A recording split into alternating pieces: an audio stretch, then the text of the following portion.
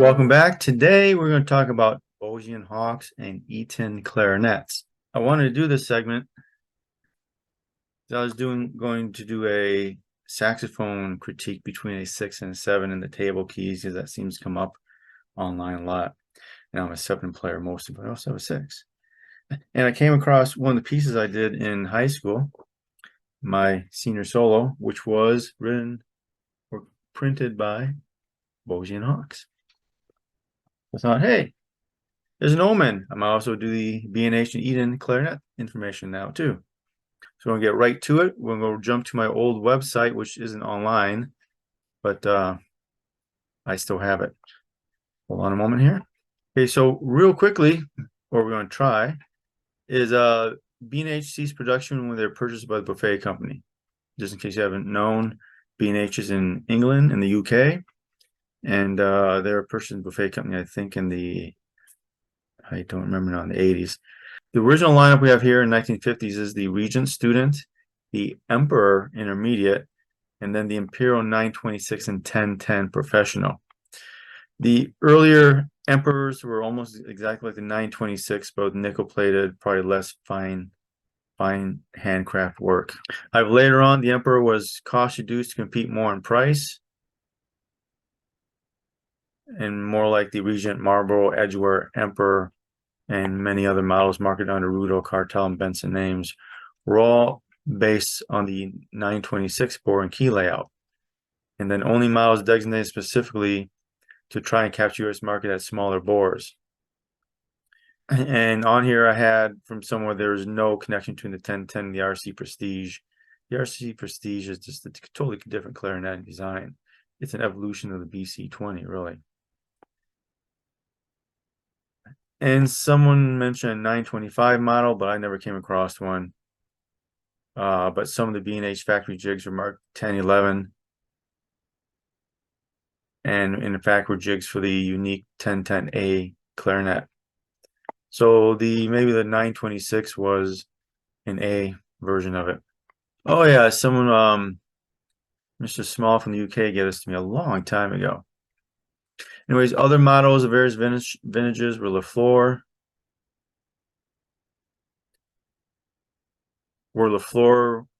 which were Malern and Corton Amani stencils in the 1950s.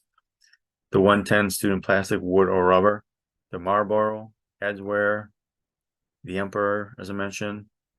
And the Regent was available in wood, plastic, or rubber, which varied throughout the years. Last made in the 70s before they're acquired by Buffet. The 220 was the intermediate model. The 925-26 Imperial, available mostly rubber but also wood. And the Series 2000 Pro, the 1010 Symphony. Note the early wood student Regents 50s before have pot metal keys, which were really unworkable. Sometimes if you took heat to them, a heat gun, a flame to them, you didn't know they're pot metal, they're basically melt. And then you're like, what? So when it came to B&H and the non-pro models, I really wouldn't touch them. Some models may have been made by Schreiber. Models that do not have a serial number that matches the list that we're going to go to were probably made by Schreiber, apparently. And student models that had no bell ring were also made by Schreiber. Let's take a look at the old price list that I have here. Here's a price list I have. I'm not quite sure what year this was now, but we take a look at it. A 926 was $61 in a B flat one, or 61 pounds, I should say, which I'm going to guess back then and just say $100. So either way, it wasn't too much money. B flat, an A, an E flat, a B flat, a sharp, or is that? I can't read it very well. No, A natural, those are naturals.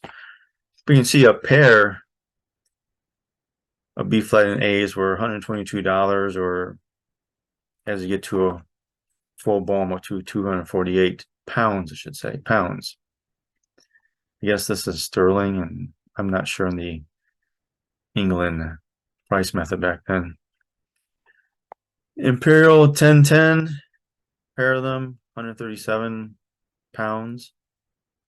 Imperial base, 207.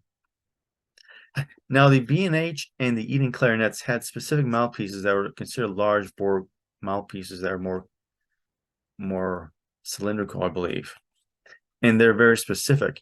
I have a clarinet downstairs that requires large bore mouthpiece. Can't remember what it is. It's a Swiss one. And you just can't use a regular mouthpiece with the intonation is all off. Anyways, they had cases, reeds, oh, the oscillator, the Var French one, Rex de Rucato. I have a whole bunch of old reeds in a video I did years ago. If you search reeds, you should come up with it on my page.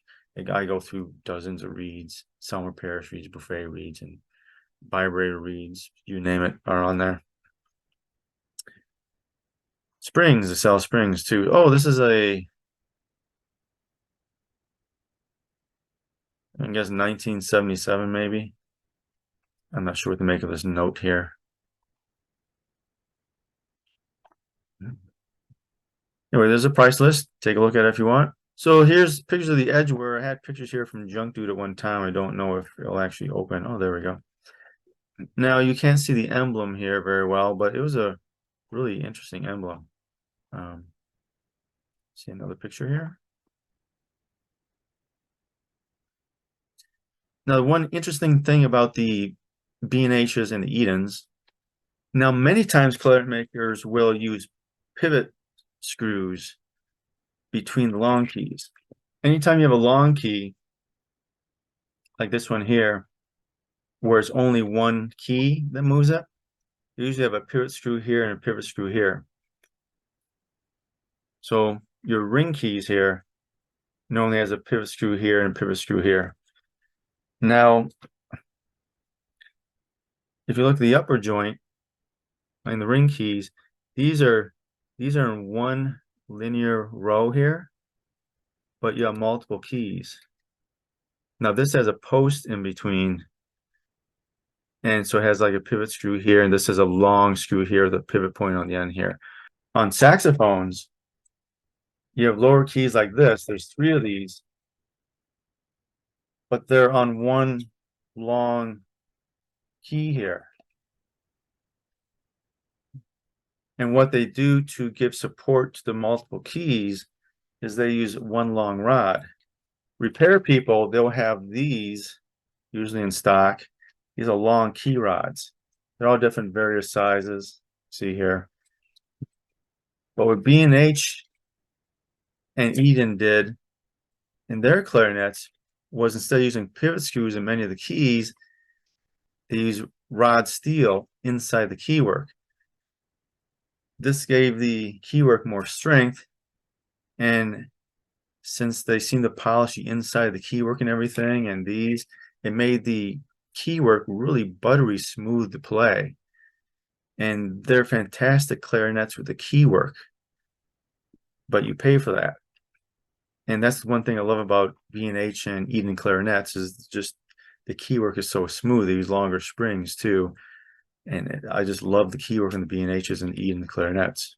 But if you ever get one, keep in mind if you try to take it apart, you're gonna have these long rods inside the keys instead of a lot of pivot screws.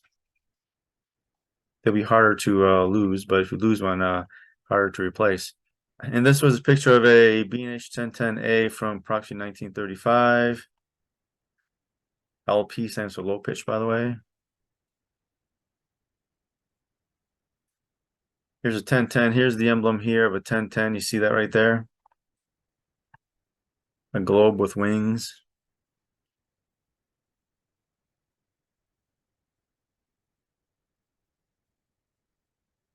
Here's an Edgeware one.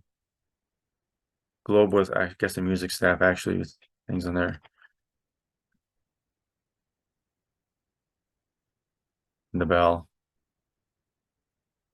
Very early 1946 Imperial that I had in here. Boosey and Hawks London.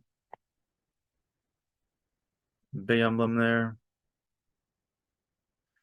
Anytime you see a thumb rest that has a screw on top and one on bottom, you know it's old, 1930s or earlier. This case is a 46. I guess they're a little bit slow to change.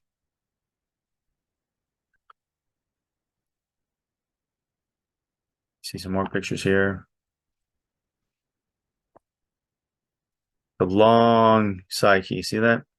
They had one that was even longer than that, if I recall.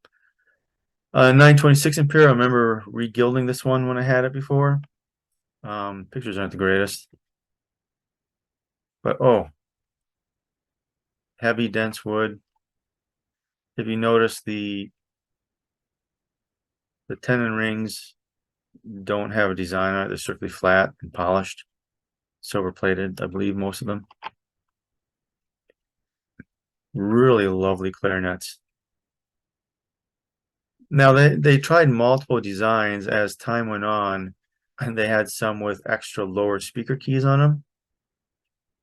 Try to change tonality of some lower keys, but they're really nice clarinets. Here's a really early one. Anytime you see a dot like this, it tells you there's a flat spring underneath it. Before they got to using needle springs, you see a flat spring underneath here. So these dots tell you that there's that's a screw head that goes in, then there's polish, cut, and polish it flat with the keywork itself. Really early one. This one aligned barrels and everything. You can see the spoon keywork in the early days. Everything is more long, and especially the right pinky touches. They're still spoon-like, oval-like, basically. Basically, see if you look at early clarinet designs, you'll see a lot of similarities with oboes. Oh, here's one. Look at this. Look how long your side key is. Gigantic. And if you look at oboes, same thing.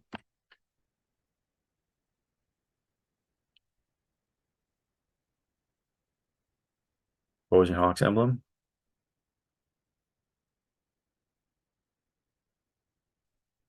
I had a serial number that I created, but a expert you may know of who used to study in England for a while. He was actually from this area here, from Detroit, and I'm just north of Detroit.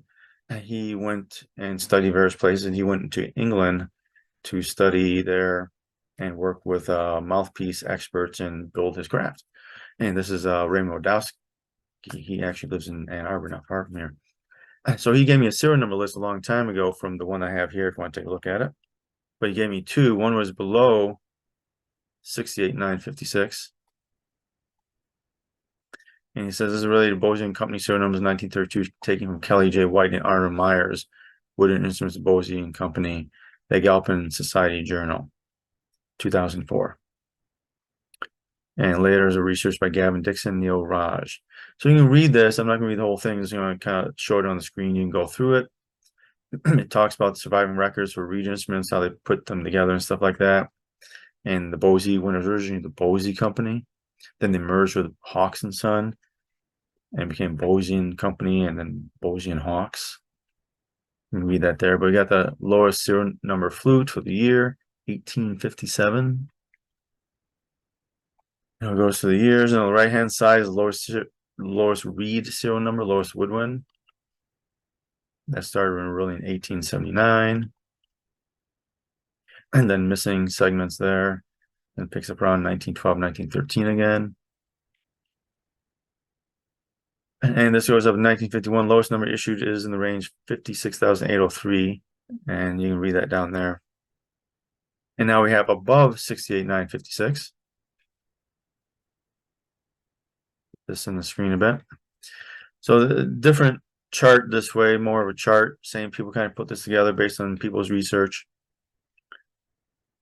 You can read the top here. And we have the number here, 60,000, 1952. You can kind of see the range here. Up to 1953, 54, the numbers in the range. This right here, we're at 1964 right here. So 1965, 1966, 1967, 1968. So you can see the serial number list here.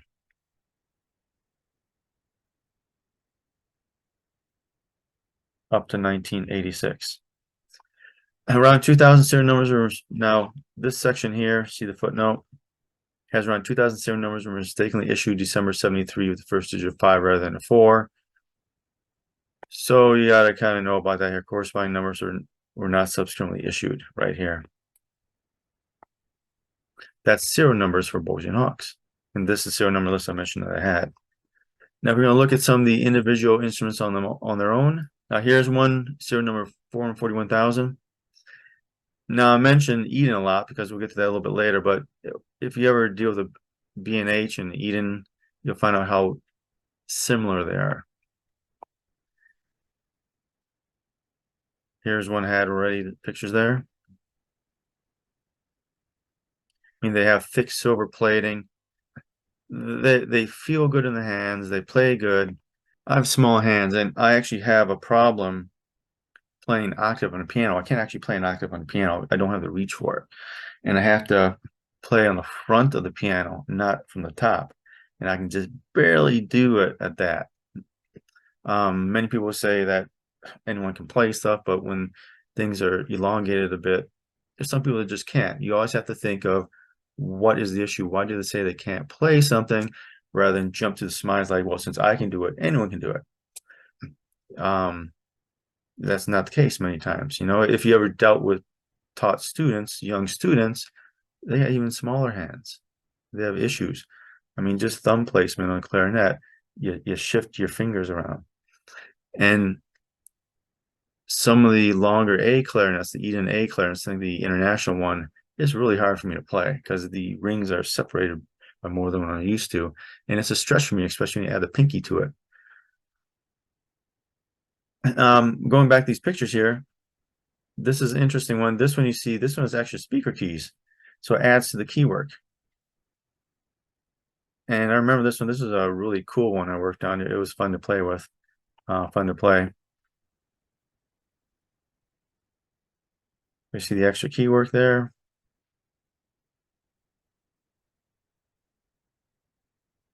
And of course, a lot of clarinets over the years, they did different things, usually with the register vent and stuff, to try and make things sound better. So he says here, the extra vent for low B flat or F is only activated on the first ring. And so if you notice the keywork here, the first ring is separate from the second and third ring and activates these linkages here.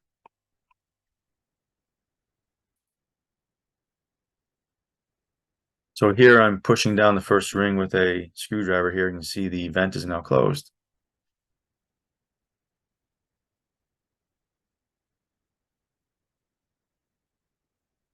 And vent from the other side.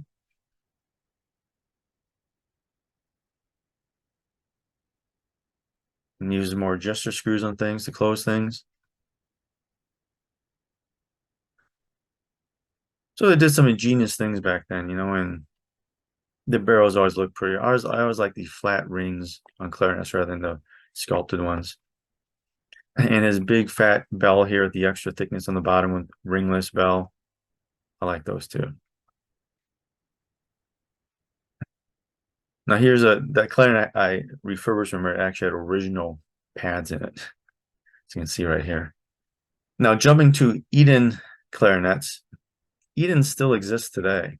And B&H and Eaton clarinets are kind of hard to come by in the US because they're larger bore and they really haven't been adopted here. You know, and I used to check eBay for them, and I think I saw them once in like 5 years, an Eaton clarinet. It was above what I wanted to pay for them just to have it sitting around doing nothing. But I think in here he also has, and just go with EatonClarinets.com. I think he probably has history in here. At least he did at one time. But clarinet wise, they go over their features and stuff. And you'll notice this picture here, and we're going to go review it in a minute. This pad has a mirror on it. We'll review that in a minute. But they have the International and the Elite. I've had both of them, both the B flat and the A, both at the same time. I had 2 sets of 2 in here at the same time, and oh, I love them. Basically, it says the large bore Elite was their first model from traditional English clarinet, improved intonation, evenness of sound, etc. And the Eaton, the Elite, must be played with a mouthpiece with a very large cylindrical bore. I mentioned that earlier. That means you cannot play test with a regular French type mouthpiece, which has a smaller, it's more conical in a way. It's tapered, you know. And it says, yeah, with a smaller conical bore. Anyways, going on, the international model is 1992, which resolved the problem. This has qualities of the elite, but can be played with standard French mouthpieces.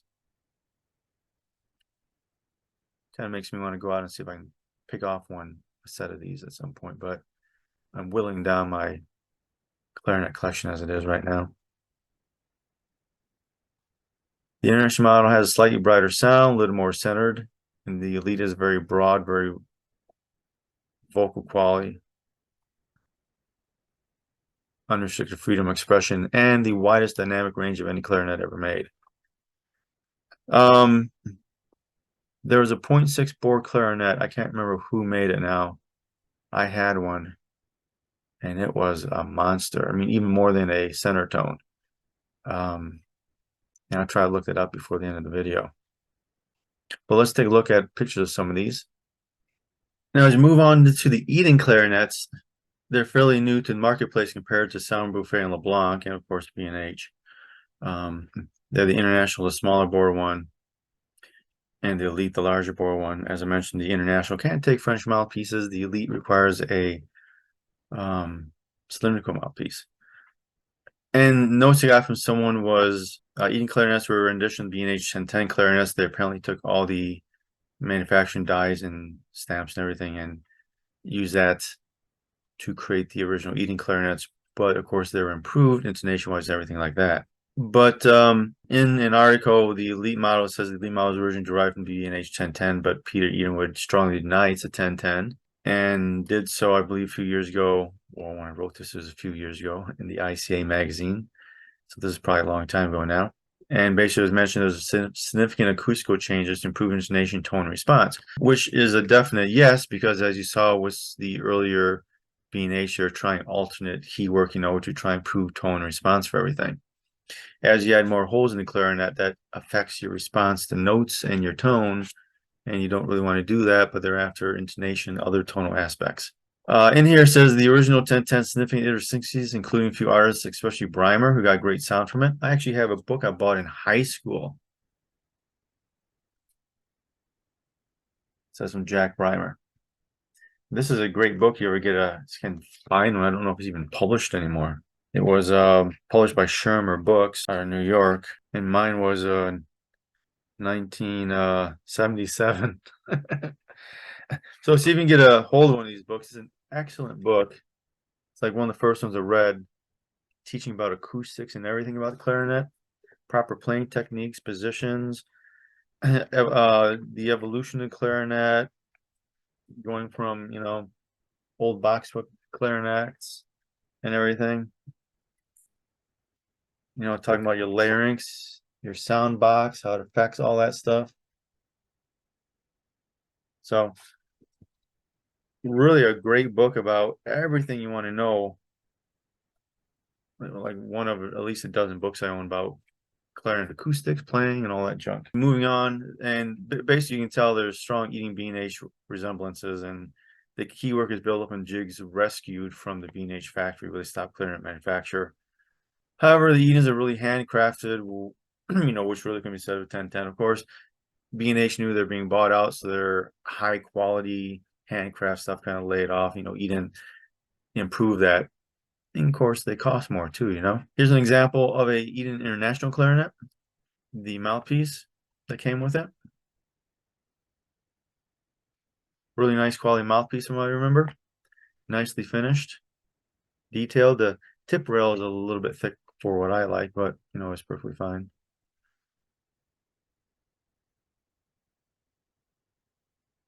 Looking down the chamber, you got basically a straight H here. You'll notice the cutting area in here where the mouthpiece is cut a little bit more right here, allowing the ramp down to kind of swoop down into the area right here. It's kind of interesting.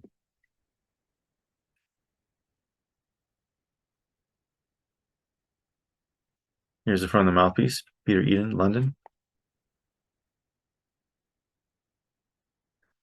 Barrel is either very elegant in simplicity or just plain, depending upon your perspective. I think it's really nice looking. I like the smooth rings on it. And I put in here, one interesting item was the inside of the barrel wasn't very smooth. And I put in here, this is common more in the upper and lower joint section. It's kind of pixelated, so you can't really see much. I mean, the camera back then I used was a different type of camera, one of the old digital pocket cameras. Someone going there. The bell, extremely nicely finished bell inside and out, and ringless variety. Upper joint, Keywork International is heavily silver plated. Matter of fact, so much silver plated made my LeBlanc LL, which is silver plated, look actually like it was nickel plated. If you use like Kleenex on top, you can see that silver and the color of it. So it has a very nice look. Intonation was spot on with Eaton mouthpiece and 3.5 reed. Keywork, though, can feel squishy and slow reaction, but that's primarily due to the squishy rubber pads. We'll get to that in a bit, not Keywork itself. Springs give a very nice rebound, but once again, the spongy rubber pads were, I think, the issue. These clarinets were from a professor at, I can't remember which Ohio University it was, and he loved the clarinets, but he had the same problem. He didn't tell me much about it, but then when I talked about how I played, he had the same problem where it's just squishy. And a lot of clarinet players want a finite feel, but when the pad is closed, it goes thunk, thunk, thunk, and they know it, and they know it's closed. It's stopped. With spongy rubber pads, it's just kind of squishy. And these are also porous pads too. So this seemed to create an issue where note to note, there's a very slight delay. So the response was a little bit sluggish in the notes because it was porous. That means air had to filtrate into the pad before it couldn't anymore, and then it provided a full seal. Because pads are there and they have to seal properly, and spongy pads don't really seal properly. Another interesting item had inside the board is not smoothly as finished as other manufacturers. And that really has to deal with the reflection of the sound reflection. If you play on a polished wood floor with nothing on the walls and say vaulted ceiling, this allows sound to echo and everything like that. If you play in a room that has a carpeted floor, drapes, and a lot of soft materials around, your sound isn't going to echo as much anymore. If you play against a wall or something, the sound can bounce back. If you play against foam, that's going to absorb a lot of sound. It won't really bounce back at you. And the sound waves inside a board, the texture on really any instrument can have a lot to do with the way it potentially sounds. Take a look at like saxophone necks. A lot of the newer ones out of, the newer cheaper ones are hydroformed, and insides are nice and smooth. You look at the ones that are hand hammered, there's a texture inside of them. That affects tonality. Cannonball in the Big Bell Global series, when they first came out, they would give you two necks, one that wasn't polishing inside, and the other one where they took a brush and they rubbed out the inside. And I did an experiment before with two I bought, and one I ended up scraping up after playing it, and it made definite tonal quality differences. So the texture inside I'll just say may affect the tonal quality that you get of what comes out. Basically, I gave it a sweet almond oil process here. We've gone over some pictures before. They're, look at this silver plate just sparkling in the light. It's amazing. I don't know if these will show much here. You can see how it's kind of rough. It looks like when they spun the bit down the bore, they may have spun it too fast. Yeah, I do woodworking too, and you really got to get your RPM right. Your bits have to be really sharp and everything. So, they could have put a second taper in there which would be really fine to make it smooth and stuff. But the quality of the wood has a lot to do with it. There's so many questions here you don't know unless you're actually doing it yourself and you can inspect it. But you can see here, you can see in here where it's kind of rough around there, looking down the bore. That's really what I noticed about it. Lower joint, great smooth keywork, just like the upper joint. The lower spatula side C, nail file cut on it. Lower pivot, nice. Side spatch keys not pinned like you find in other brands. Stop on keys. I mentioned an interesting aspect is the pads of spongy rubber material. So take a look at there. Well, I mentioned the side keys. See how it's cut here? Kind of diamond cut on it so your finger doesn't slip off of it. The red here was like nail polish to put on it because they thought it was a little bit stickier for their liking. Intonation, it was spot on for me when I played before. From Shambhala B up to Altissimo E with the Eaton mouthpiece. It also had a various vintage Selmer HS Star mouthpieces very well when I played it. Ergonomically, though, I have trouble with them. Right-hand thumb rest is very high placed in relation to other clarinets. This shifts the hand up and gives the fingers a bit of an angle and thus interference, especially the B F sharp trill key. I found myself lifting the third ring when reaching for the lower spatula keys.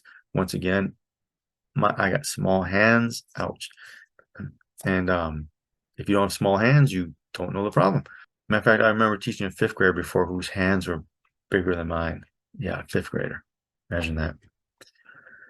That's when I learned more about ergonomics back then. It's a long time ago. I was like, holy cow, she had gigantic hands, long fingers. Matter of fact, my daughter, who's 17, has bigger hands than me. Pads, and getting onto the pads, this is the interesting part. The resonator is actually a mirror. You heard that right, it's a mirror. The ultimate sound reflector resonator. Pads are very spongy rubbery. Matter of fact, it's the same material looks like that I use to place instruments on. I use this sponge rubber mat to put instruments on. As I mentioned here, the pads have a horrible feedback to the player, to this particular player. You have to know when it is sealing instead of just continually pressing, because you like to, if you like to have light finger touches, the sponginess of these pads don't give a good feedback to the player, and it kind of bounces back too. You can see here, see how porous that pad is? I just don't really understand why that was made. I mean, it absorbs the high partial, so it makes the tone darker, but I just don't really like it myself. You can see here, here's how porous the pad is here with the mirror inset into it.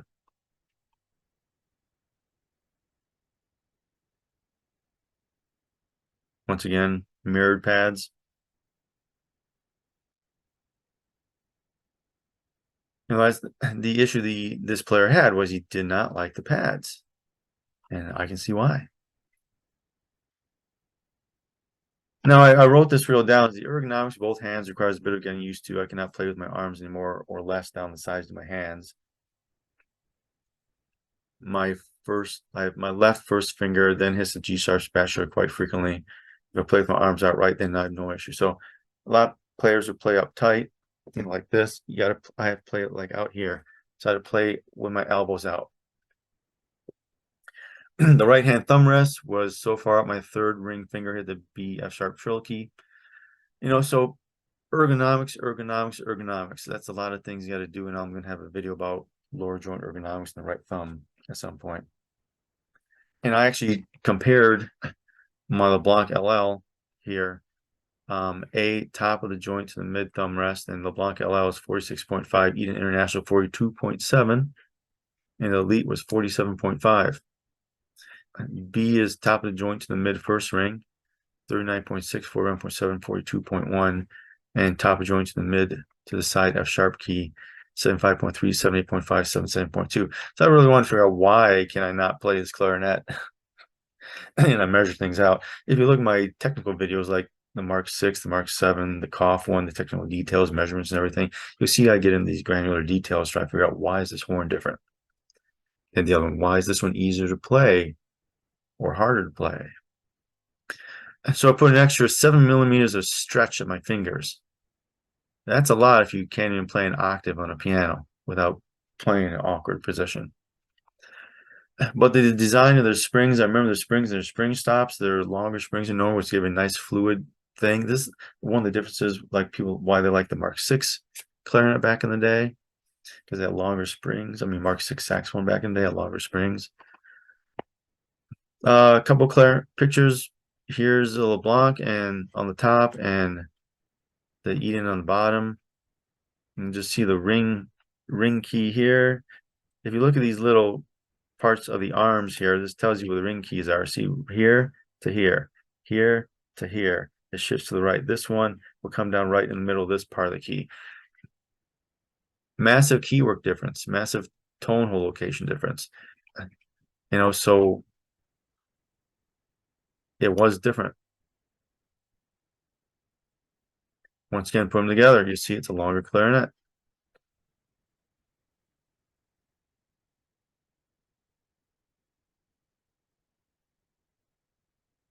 Here you can see the rings too, and of course, you know, these your pinky keys are shifted further down now, you know, from the first ring to over here. It requires a longer stretch. Would I buy one? Yeah. I just like them, you know, I like clarinets. But that was the issue I had with the International. Okay, so Eaton Elite clarinet. This example, about 2007. I mentioned about the pads, ergonomics, and this are much better to larger bore, much closer tone holes. No super stretching for those like me with small hands.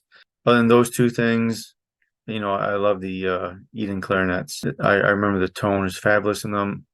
Could handle pianissimos really well, fortissimos with ease. And that's what you get with a lot of these clarinets. Oh, I meant to look something up. When I mentioned large bore clarinets, I remember Eaton said these are like the largest bore clarinets you can get. And I remember there's a 0.6 bore clarinet. There's a Buescher true tone clarinets. Not very many of them. I've seen not very many of them. I actually owned one for a while, and it was a fabulous instrument. Large bore is 0.595 and measured at 0.6. You can see these for this flat springs to ride on here versus just the wood. Here's the emblem, Buescher True Tone USA. I love it. This clarinet was an absolute joy to play and great for big bands, but it's probably one of the largest bored clarinets I know of at 0.6. It was just great clarinet. You wish you kept every clarinet you ever worked on, but can't do that. But back to the Eaton now.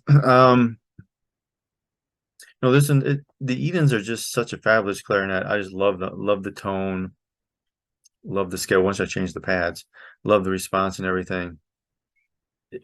And I have nothing bad to say about them. Absolutely beautiful clarinets, fit, finish, everything.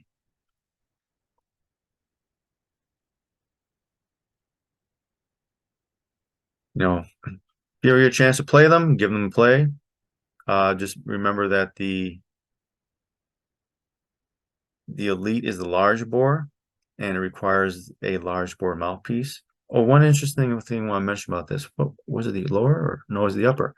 And if you look at the upper joint here, look at these upper tone hole chimneys. They're a little bit, you know, they're a little bit concave, but look how thick they are in comparison to your existing clarinet. So use a large bore but a smaller tone holes to help with response better. As you increase the tone hole size, you lose the air pressure in the instrument. You can feel it in your mouth, and it affects your response to the clarinet and the way the clarinet responds to you playing it and the way the reed vibrates. So we do these little idiosyncrasies like that to help improve the way it performs. But really, nothing really bad about the Eaton clarinets except the spongy pads and the stretch on the International, I think it was. But if you ever get a chance to play Eaton clarinets, I'd say do it. If you get a chance to play B&H 1010s or 926 that are in good condition, play them once again. You'll see what we mean about the tone and the scale, how easy it can handle as much you can give to it or as light as you want to play it. Anyways, that's all I have for today. Don't forget to give a thumbs up, like, share, and subscribe. And this is the B&H and Eaton Clarinets review. Thank you very much.